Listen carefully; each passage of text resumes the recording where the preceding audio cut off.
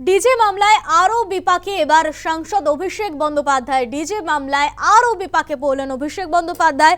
পুলিশের নোটিশে সাড়া দিন মন্তব্য বিচারপতি সৌগত ভট্টাচার্যের। তদন্তে সহযোগিতার শর্তেই আদালত রক্ষা কবচ দিয়েছিল রাজ্যকে বার্তা কলকাতা হাইকোর্টের। সরাসরি আমাদের সঙ্গে রয়েছে আমাদের প্রতিনিধি প্রীতি পাত্র।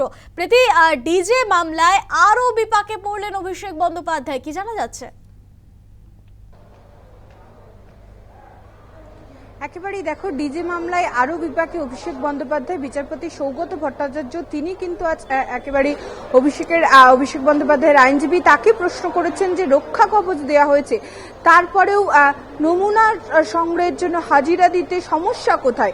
এবং রাজ্যের পক্ষ থেকে কিন্তু আদালতে জানানো হয়েছে যে অভিষেক বন্দ্যোপাধ্যায় তিনি তদন্তে কোনো রকমভাবে সহযোগিতা করছেন না, এবং সেক্ষেত্রে হাইকোর্টের পক্ষ থেকে মন্তব্য করা হয়েছে যে তদন্তে যদি সহযোগিতা না করেন অর্থাৎ শর্ত ভঙ্গ করেন, সেক্ষেত্রে কিন্তু হাইকোর্টে জানাতে পারেন সেই বিষয়টি রাজ্যের আইনজীবী, এমনটাই কিন্তু জানানো হয়েছে। এবং তার পাশাপাশি এদিন হাইকোর্টের পক্ষ থেকে এটাও মন্তব্য করা হয় যে তিনি তদন্তে সহযোগিতা করবেন সেই শর্তেই কিন্তু তাকে রক্ষা কবচ দেওয়া হয়েছিল, এবং যেখানে রক্ষা কবচ রয়েছে তারপরেও কেন অভিষেক বন্দ্যোপাধ্যায় কণ্ঠস্বরে নমুনা দিতে যেতে চাইছেন না, বা হাজিরায় কিসের বাধা রয়েছে সেই প্রশ্নই কিন্তু এদিন করা হয় হাইকোর্টের পক্ষ থেকে।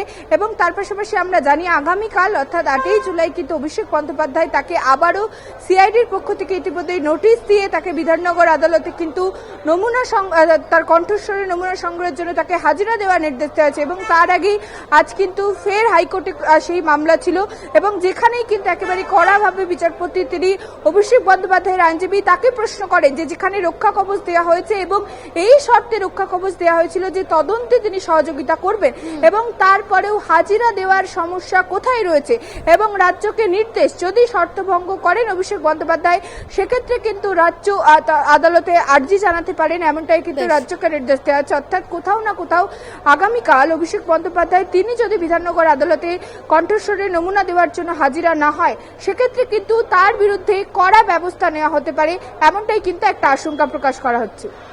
বেশ, ধন্যবাদ প্রীতি।